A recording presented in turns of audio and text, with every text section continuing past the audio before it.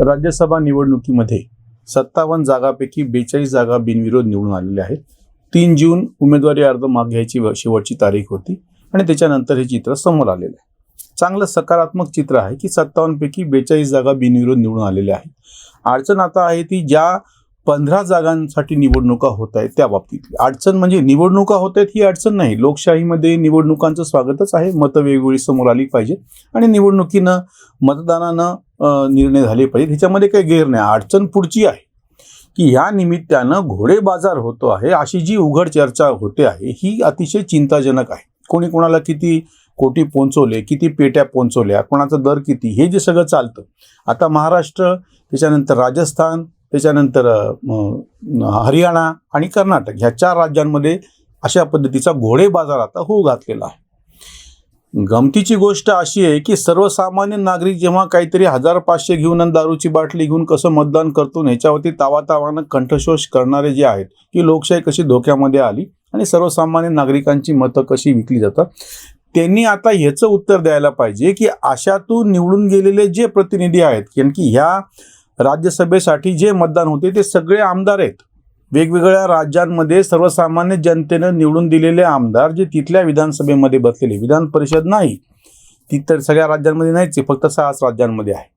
ह्या आमदारांनी निवडून दिलेले हे खासदार आहेत. आणि आता जेव्हा अशा वेळी की जे जबाबदार लोकप्रतिनिधी आहेत त्यांच्या बाबतीमध्ये जेव्हा घोडे बाजार होतो, करोडो रुपयाची उलाढाल होती, असे जे काही सगळे मुद्दे समोर येतात ते गांभीर्याने घेण्यासाठीची गोष्ट आहे. बऱ्याचदा ह्या गोष्टी कायद्याच्या कचाट्यामध्ये प्रत्यक्ष न्यायालयात जाऊन सिद्ध करता येत नाही. पण सर्वसामान्य लोकांना डोळ्यानं काही गोष्टी दिसत असतात किंवा अनुभवाला येत असतात. अगदी सर्वसामान्य असा कुठलाही लोकप्रतिनिधी तुम्ही घ्या, इतर आमदारांची गोष्ट आहे, अगदी नगरसेवक, ग्रामपंचायत सदस्य, जिल्हा परिषद सदस्य ह्याच्या आर्थिक ह्याच्यामध्ये कशी वाढ झाली हे कोणालाही डोळ्यानं दिसतं. त्याच्या आजूबाजूला राहणारे पंटर, त्यांचे कपडे कसे बदलले, गळ्यात दागिने कसे आले, हा मुद्दा आम्ही यापूर्वी पण घेतलेला होता. आणि ह्याच्यामध्ये फॉर्च्युनर सारख्या गाड्या कशा आल्या, महागड्या गाड्या, स्कॉर्पिओ, फॉर्च्युनर, त्याचं घर कसं बदललं किंवा त्याचे उत्पन्नाचं अधिकृत काहीही साधन माहीत नसताना यांच्या उत्पन्नात लक्षणीयरित्या वाढ होती आणि ह्याची दखल का कोणी कशी घेतली जात नाही. म्हणजे एक तर पहिला मुद्दा असा आहे की ही दखल आपल्याला त्या आर्थिक गुन्हा अन्वेषण जे विभाग असतात म्हणा किंवा बाकीचे ह्यांच्या नजरेस आणून देणे आणि त्याच्यावरती कारवाई करणे जी किचकट आहे, जी गोष्ट अवघड आहे हे मला माहिती आहे. म्हणून मी दुसरा एक मार्ग सुचवतो आणि ते अपेक्षा अशी करतो, जेव्हा सर्वसामान्य नागरिकांना हे माहीत असतं की आपला लोकप्रतिनिधी अशा पद्धतीनं भ्रष्ट मार्गाने अवैध संपत्ती गोळा करतो, मग एक साधा प्रश्न आहे की अशा लोकप्रतिनिधींना तुम्ही प्रतिष्ठा का बहाल करता? त्याच्याबरोबर फोटो काढायचे, ते मुद्दाम सोशल मीडियात टाकायचे, आपल्या कुठल्याही कार्यक्रमाला त्याला बोलवायचं किंवा आपल्या कुठल्याही उपक्रमात या लोकप्रतिनिधीचा सहभाग असल्याशिवाय तो होणारच नाही. अशा थाटामध्ये जी मानसिकता आहे त्याचे आपणच बळी आहोत. तुम्ही या लोकांकडे या पद्धतीनं पाहता म्हणून त्यांना त्यांच्या भ्रष्टाचाराला, त्यांच्या अवैध कामाला एका अर्थाने लायसन भेटलं, परवाना भेटला असं होतं, प्रतिष्ठा भेटली असं होतं आणि ते बिनदिक्कतपणे ते करत राहतात. फक्त काळजी इतकीच घ्यायची की त्या कायद्याच्या कचाट्यामध्ये सापडायचं नाही. आपल्याकडे तर कायदा असा होऊन बसलेला आहे की आधी असं म्हणायचे की बाबा कितीतरी अपराधी सुटले तरी चालतील पण एका निरपराधाला शिक्षा नाही झाली पाहिजे. आता उलट म्हणायची पाळी आली की 5-25 निरपराधी त्याच्यामध्ये बळी गेले चालतील पण एक सुद्धा अपराधी सुटला नाही पाहिजे असं म्हणायची पाळी आता आलेली आहे. याचा गैरफायदा घेऊन ह्या लोकांनी कायद्याच्या कचाट्यामध्ये सगळं समजून घेऊन वाचून, म्हणजे एक सीए आणि एक वकील हाताशी जर ठेवला ज्याला असे बाकीचे 2 नंबरचे जोड जमा सगळे करता येतात, तर लोकप्रतिनिधी म्हणून आपलं कुणीच काही वाकडं करू शकत नाही. 2 नंबरचे लोकप्रतिनिधीच नाही, ज्यांना कोणाला हे 2 नंबरचे धंदे करायचे आहेत. म्हणजे ही आपण व्यवस्था कशी भ्रष्ट करून ठेवलेली आहे. राज्यसभा निवडणुकीच्या निमित्तानं हे मुद्दे समोर येतात. पण याही पलीकडे एक मोठा व्यापक मुद्दा आम्हाला तुमच्या समोर ठेवायचा आहे. असं समजूयात की 57च्या 57 जागेमध्ये बिनविरोध निवडणूक झाली आणि हे 57 खासदार राज्यसभेमध्ये बसले. आता पुढचा मुद्दा तयार होतो की राज्यसभेसाठी काय पात्रता आहे, की तुम्ही ज्या विविध पक्षांनी जे उमेदवार दिलेले त्यांची बौद्धिक क्षमता काय आहे, राज्यसभा तयारच का झाली, ज्येष्ठ सभागृह असं का म्हटलं गेलं. त्याचे कारण असं होतं की लोकशाहीच्या मार्गाने निवडून देण्यामध्ये ज्या अडचणी आहेत त्या दूर करण्यासाठी म्हणून आम्ही हे दुसरं सभागृह तयार केलेलं होतं.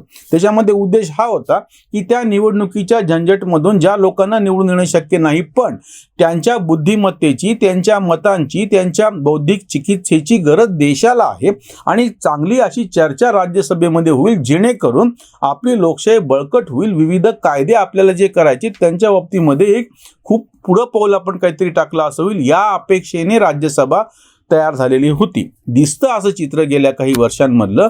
राज्यसभेतल्या चर्चेचा दर अतिशय खालावलेला आहे. नुसतं दर्जा, राज्यसभेतल्या चर्चेचा दर्जा नुसतं दर्जाच नाही, प्रत्यक्ष फिजिकली भौतिकदृष्ट्या जी मारामारी होती किंवा माईक उकडून फेकणे, राज्यसभेतलं सांगतोय, लोकसभेची तर गोष्ट वेगळीच.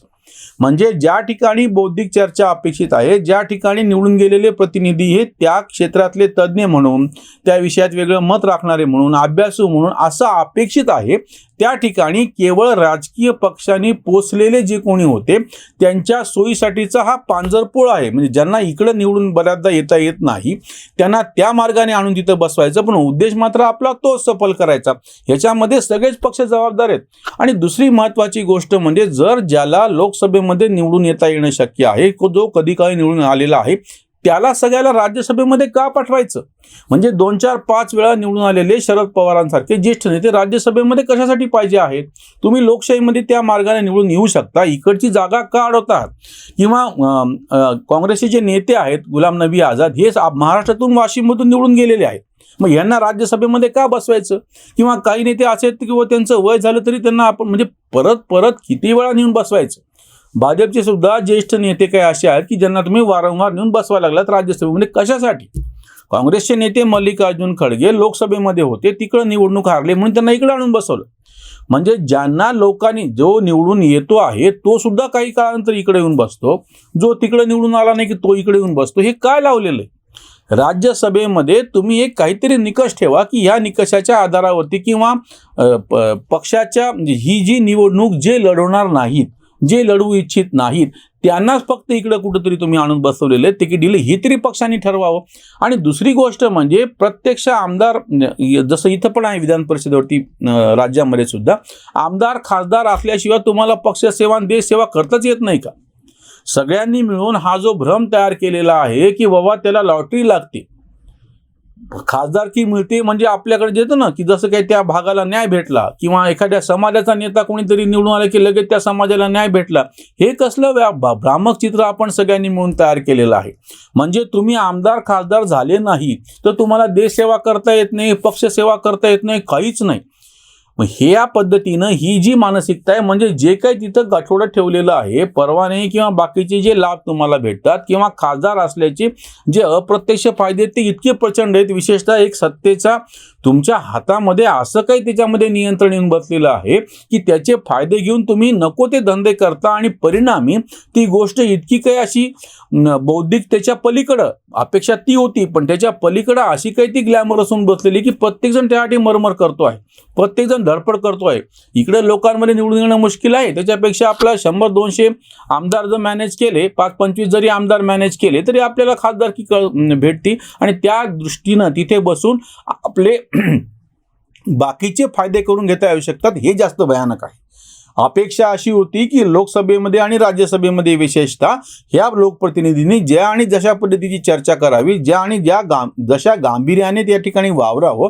कुठल्याही म्हणजे आपण तर असं बघतो की अतिशय महत्त्वाचे असलेली विधेयकं जेव्हा चर्चेला येतात तेव्हा चक्क एकतर बहिष्कार टाकून निघून जातात, किंवा तिथं पूर्णपणे ऑप्शन अनुपस्थित असतात, किंवा जी चर्चा होते तिची इतका सामान्य पद्धतीनं, इतका सामान्य वकूफ असतो त्यांचा.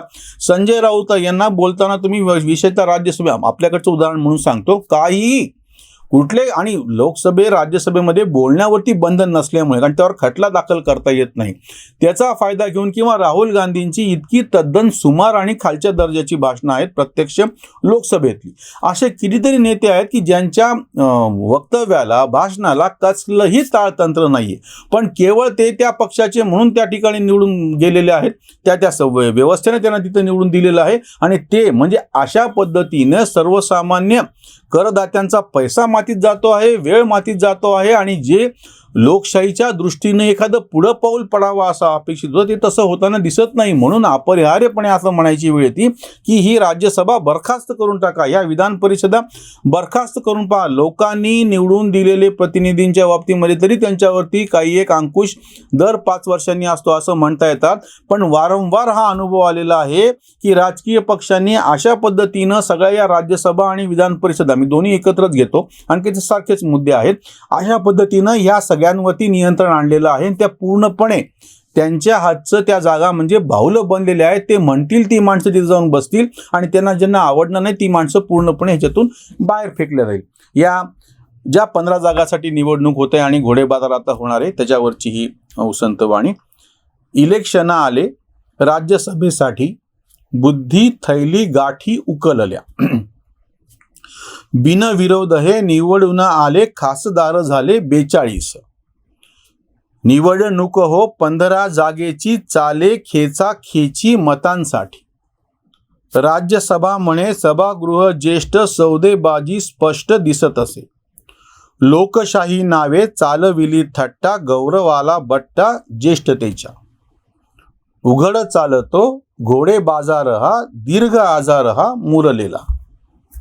निवडले ज्यांना त्यांचीही निवड, निवडले ज्यांना त्यांचीही निवड, मूल्यांची हो रड कांत म्हणे, मूल्यांची हो रड कांत म्हणे. ज्यांना आपण जबाबदार लोकप्रतिनिधी म्हणतो ते लोकप्रतिनिधी अशा पद्धतीचे सुमार दर्जाचे लोक राज्यसभेमध्ये जर नेऊन बसवत असतील तर त्यांच्यावरतीच आता शंका निर्माण होते आहे. सर्वसामान्य लोकांच्या हातामध्ये किमान एवढी तरी गोष्ट आहे की अशा पद्धतीच्या लोकप्रतिनिधींना तुम्ही किमान प्रतिष्ठा तरी देऊ नका आणि त्यांना त्यांच्या या सुमार गोष्टीबाबत किंवा त्यांच्या अवैध कामांबाबत किंवा त्यांच्या या भ्रष्ट वागणुकीबद्दल किमान जाणीव तरी करून द्या. हे तरी सर्वसामान्य लोकांच्या हातामध्ये आहे आणि आपण ते करत नाहीयेत, यासाठी आपण सगळे गुन्हेगार आहोत. इथेच थांबूयात. धन्यवाद.